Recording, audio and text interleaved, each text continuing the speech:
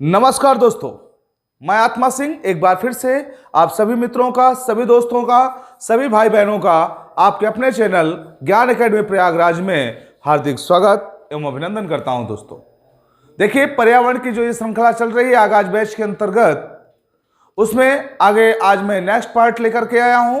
Next lecture को आप लोग पेन कॉपी लेकर के बैठे और आप लोग ज्यादा से ज्यादा मेरे चैनल को, आप अपने चैनल को शेयर करें और जो नए व्यूवर्स हैं इसमें वो लोग इस चैनल को सब्सक्राइब कर लें और बेल आइकन दबाना मत भूलिएगा, क्योंकि जो भी लेटेस्ट वीडियो आती है, जो भी इंफॉर्मेशन आती है, अगर बेल आइकन आप दबा के रखे हैं तो निश्चित रूप से आप तक वो नोटिफिकेशन सबसे पहले पहुंच जाएगी।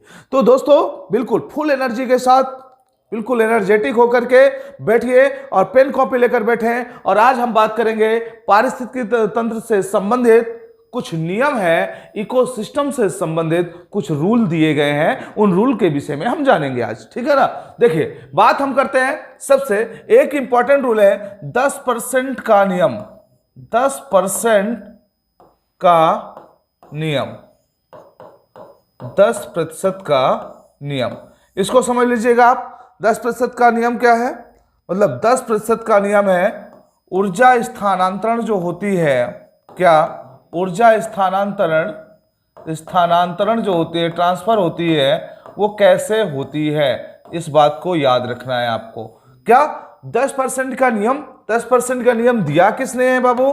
तो इस 10% के नियम को देने वाले जो भी पर्यावरणविद हैं उनका नाम है दोस्तों लिंडेमान। क्या नाम है उनका? लिंडेमान। लिंडेमान महोदय ने 10% के नियम को प्रतिपादित किया और उन्होंने बताया पर्यावरण के अंदर जो एनर्जी फ्लो ट्रांसफर होता है एक स्थान से दूसरी जगह पर या एक स्तर से दूसरे स्तर पर, वो कितने परसेंट होता है? 10% होता है दोस्तों। अब इस 10% को उन्होंने एक डायग्राम के माध्यम से, या हम आपको एक डायग्राम के माध्यम से बताना चाहेंगे। बहुत ही इजी वे में इसको आप समझ पाएंगे, बहुत ही सिंपल है। ये पूरे इकोसिस्टम का एक नियम होता है, रूल होता है। जैसे आपने इकोसिस्टम में एक चीज देखा होगा, पहले उत्पादक, फिर प्राथमिक उपभोक्ता, फिर सेकेंडरी उपभोक्ता, टर्शियल आ जाता है, फिर इसके बाद उच्च मांसाहारी आ जाता है, फिर अपघटक आ जाता है। ये एक श्रृंखला पूरी चलती है, खाद्य श्रृंखला चलती है, जिसको आप बोलते हैं कि ये आपका फूड चेन है। ठीक ना। तो उसी फूड चेन को यहां पर इन्होंने ऊर्जा के रूप में प्रतिपादित किया, ऊर्जा के 10% नियम के आधार पर प्रतिपादन किया। कौन? लिंडेमान महोदय ने। अब देखो दोस्तों, इस नियम को आप कैसे समझ पाओगे, इसके लिए मैं आपको एक डायग्राम के माध्यम से बताना चाहूंगा। चलिए हम देखते हैं, एक डायग्राम के माध्यम से इन चीजों को समझ लेते हैं। बहुत इजी वे में आप बात को समझेंगे। जैसे हमने आपके सामने ये एक पिरामिड बना दिया, ठीक है। ये क्या बना दिया हमने? पिरामिड बना दिया।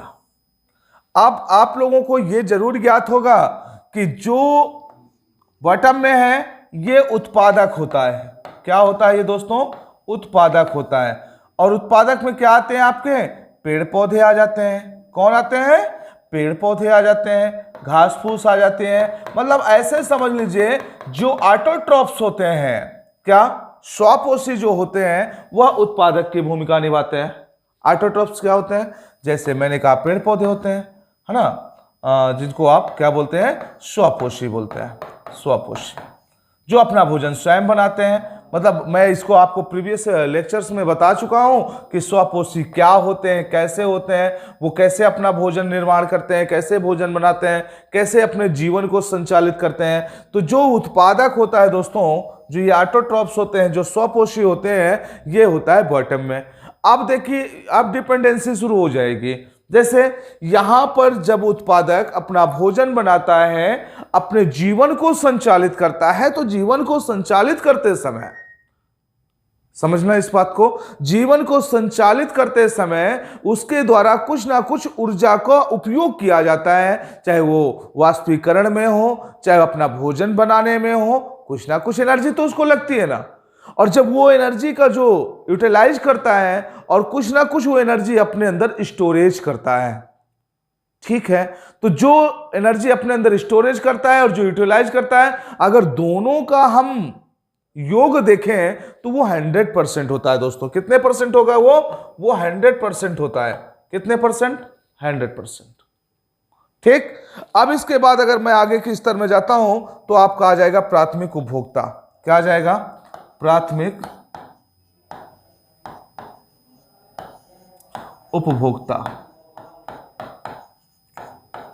अब देखना दोस्तों, ये प्राथमिक उपभोक्ता जिसको आप नाम दे सकते हैं शाकाहारी। क्या बोलते हैं इसको? शाकाहारी बोलते हैं। हार्बीवोरस बोलते हैं इसको, शाकाहारी। अब देखिए शाकाहारी कौन से होते हैं, कौन से जीव जंतु होते हैं? वो ऐसे जीव जंतु जो पेड़ पौधों, घास फूस या जंगलों पर डिपेंड करते हैं, खास करके जो ऑटोट्रॉफ्स पर डिपेंड करते हैं, उन्हें हम नाम देते हैं दोस्तों क्या? शाकाहारी। ठीक है ना।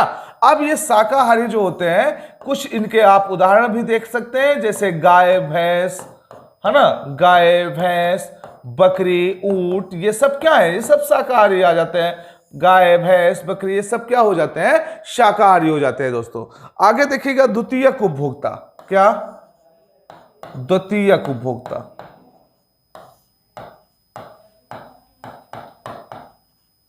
ये हो गया आपका द्वितीयक उपभोक्ता। अब द्वितीयक उपभोक्ता के विषय में जानने के लिए इंपॉर्टेंट क्या है कि ये किस पर डिपेंड करेगा दोस्तों? ये डिपेंड करेगा आपके प्राथमिक उपभोक्ता पर। ठीक।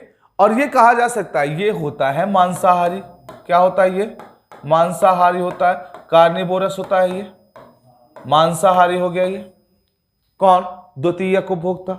अब जब द्वितीयक उपभोक्ता जो होगा वो किस पर डिपेंड करेगा? प्राथमिक उपभोक्ता पर, क्योंकि प्राथमिक उपभोक्ता को खा करके ही अपनी नीड को वो पूरा करने वाला है। अपनी आवश्यकताएं कैसे पूरी करेगा? वो प्राथमिक उपभोक्ता को खाएगा, और जब प्राथमिक उपभोक्ता को खाएगा दोस्तों तभी उसकी नीड पूरी होगी, उसको एनर्जी मिलेगी। समझ पा रहे हैं ना आप? चलिए इसके बाद अगर मैं तीसरे में आ जाता हूं, आगे चलता हूं, ये तृतीयक उपभोक्ता हो जाता है। ये क्या हो जाता है? तृतीयक उपभोक्ता, या दोस्तों इसी को मैं नाम दे देता हूं, तृतीयक उपभोक्ता को ही क्या? टॉप कंज्यूमर, है ना, टॉप कंज्यूमर कहिए, या उच्च मांसाहारी कह सकते हैं इसको। क्या बोलेंगे? उच्च मांसाहारी। इसमें जैसे शेर है, टाइगर है, ये सब इसके अंतर्गत आ जाते हैं, उच्च मांसाहारी। अब देखो दोस्तों, जो द्वितीयक उपभोक्ता है, ध्यान से समझिएगा यहां पर, तो द्वितीयक उपभोक्ता पर भी ये डिपेंड करेगा और तृतीयक उपभोक्ता पर भी डिपेंड करेगा। बात को गौर से समझ लीजिएगा। प्राथमिक उपभोक्ता पर भी डिपेंड करेगा और द्वितीयक उपभोक्ता पर भी डिपेंड करेगा, लेकिन हम यहां पर ऊर्जा स्थानांतरण का नियम पढ़ रहे हैं 10% का, लिंडेमान महोदय के द्वारा जो दिया गया है। तो देखिएगा दोस्तों, जैसे अब मैंने कहा ये 100% एनर्जी है किसके पास? उत्पादक के पास। और एक चीज तो आपको पता होगा ना, आप भली भांति इसको जानते होंगे, प्रीवियस क्लासों में पढ़े होंगे, एकेडमिक क्लासों के अंदर आपने इसका बेहतरीन अध्ययन किया होगा। इसमें किसी तरह कोई शंका नहीं है कि ऊर्जा कभी नष्ट नहीं होती, केवल उसका एक रूप से दूसरे रूप में परिवर्तन होता है दोस्तों। ठीक है, ना ऊर्जा जनरेट होती है ना उसका विनाश होता है, केवल एक रूप से दूसरे रूप में उसका परिवर्तन होता है। क्लियर है एकदम? चलो आ जाओ यहां पर। 100% है। जब प्राथमिक उपभोक्ता इसको खाएगा तो, जब प्राथमिक उपभोक्ता इसको खाएगा तो इसको कितना मिलेगा? 10% मिलेगा।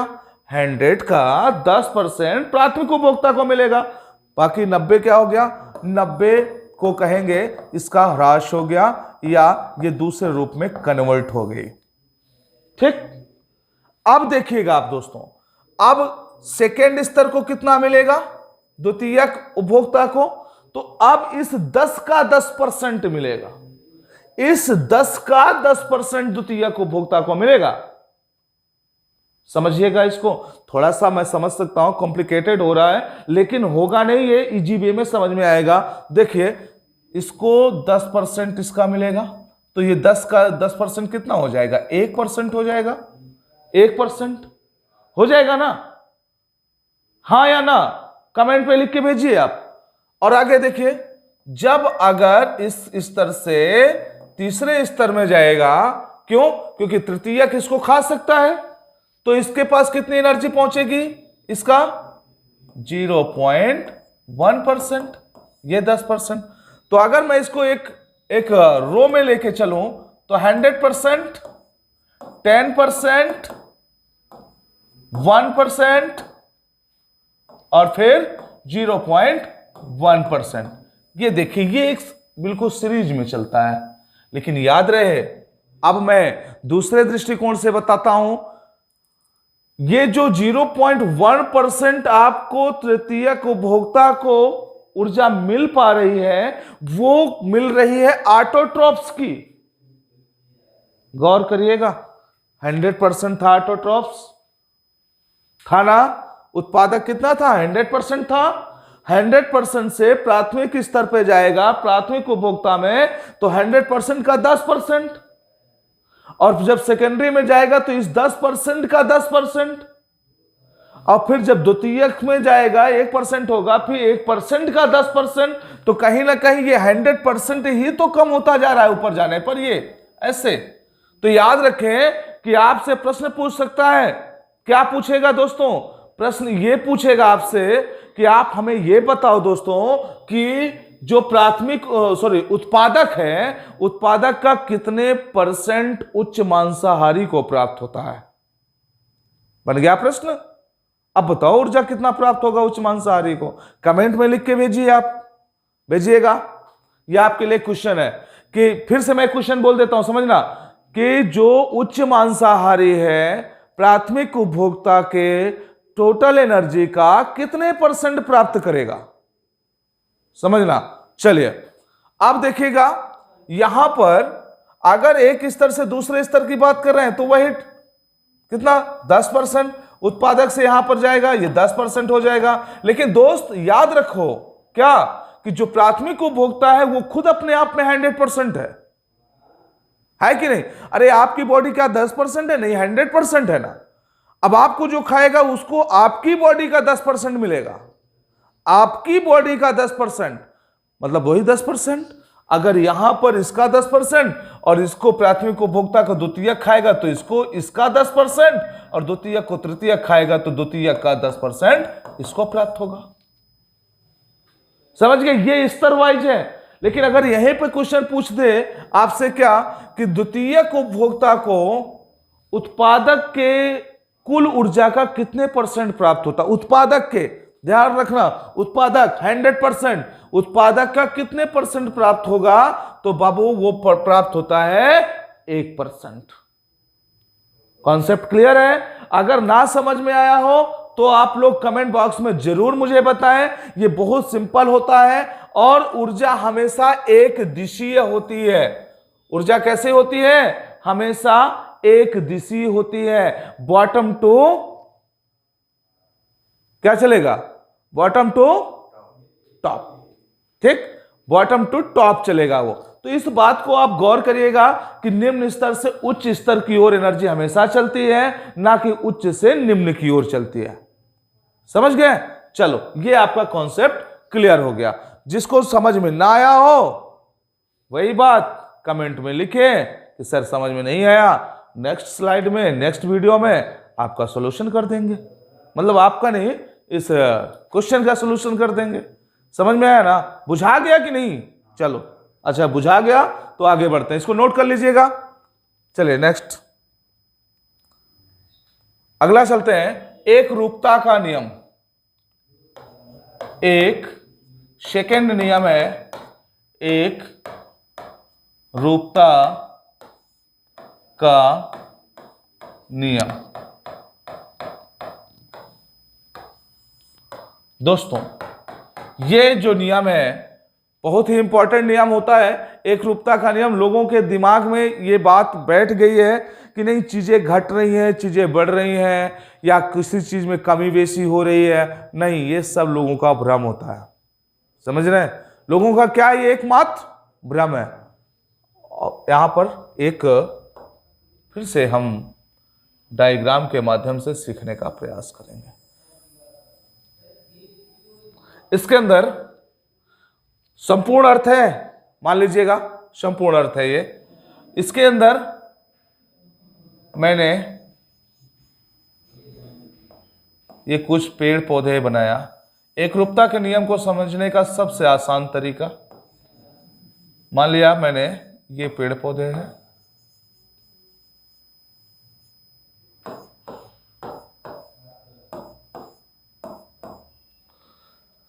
यहां पे ये पॉपुलेशन है,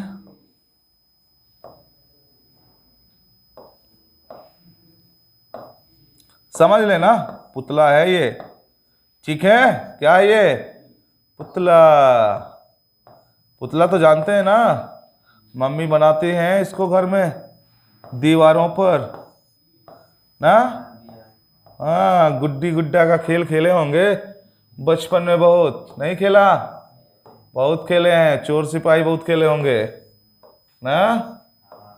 हाँ, अब देखो यहां पर ये बीच बीच में देखो, इसमें मैं दोनों चीजों को शामिल कर रहा हूं, जैविक कारक भी हैं और अजैविक कारक भी हैं।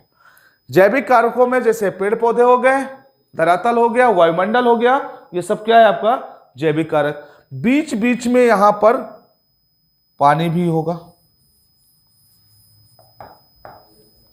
ये वाटर है।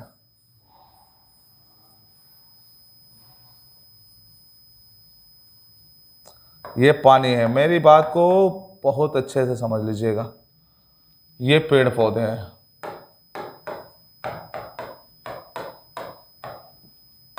क्या है ये पेड़ पौधे, और ये जैविक कारक हैं। जैविक कारकों में क्या है, मानव है, और ये यहां पर वाटर है, पानी, और ये पूरा लैंड तो है ही है, स्थल मंडल।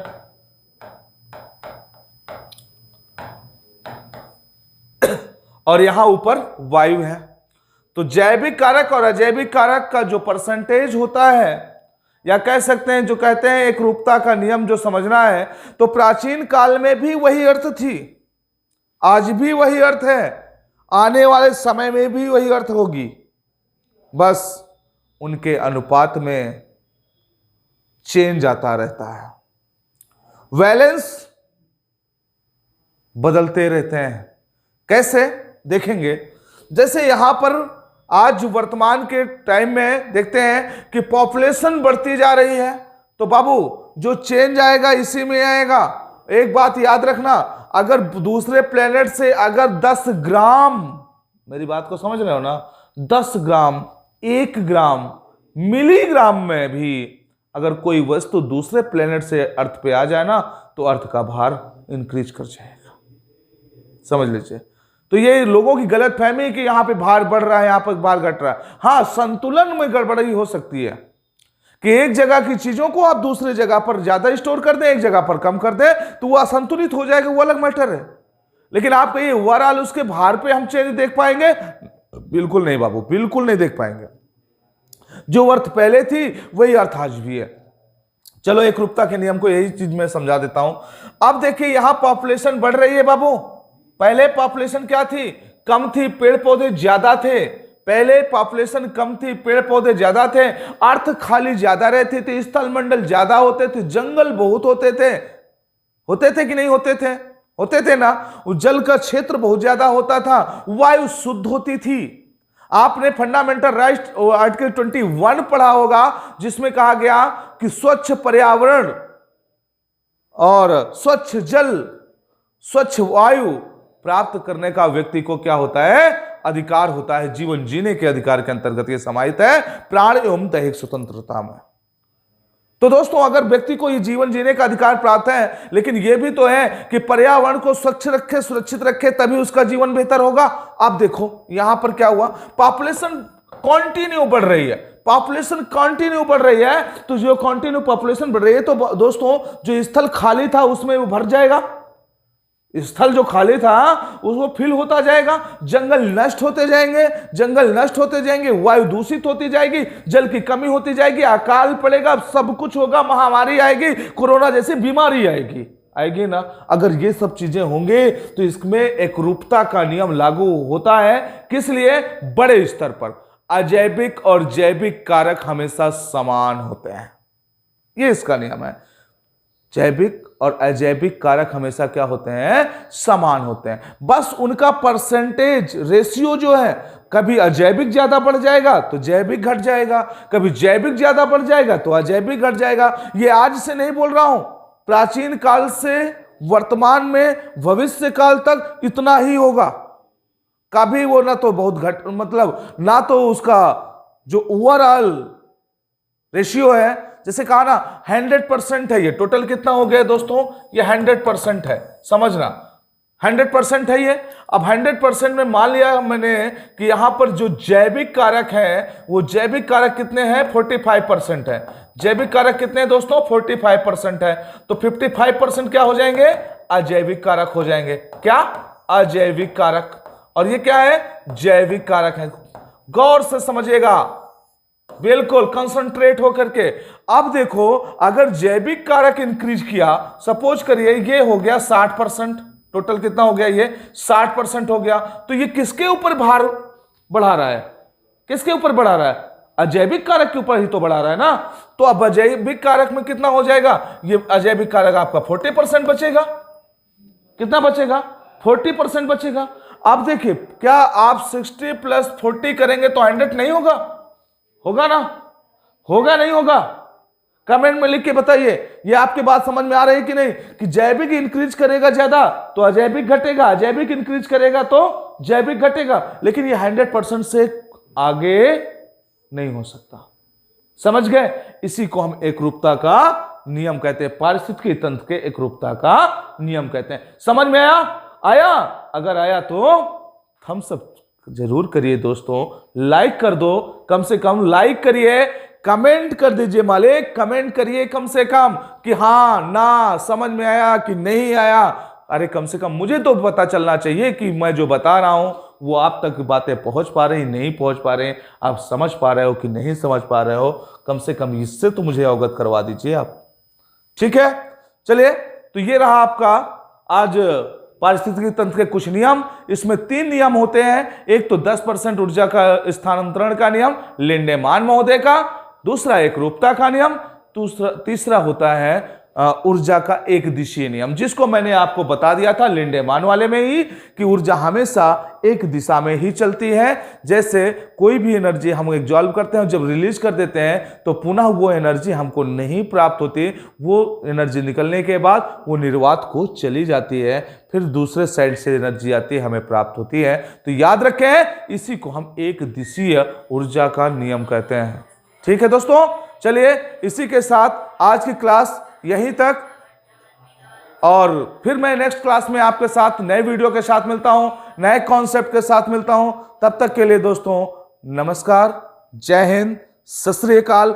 हंसते रहें, मुस्कुराते रहें और पढ़ाई करते रहें। मैं आपके साथ कंटिन्यू रहूंगा, आप बिल्कुल अपनी तैयारी के लिए हेडक ना करें। इसी के साथ आज इतना ही, फिर मिलूंगा नए एनर्जी के साथ नई क्लास में।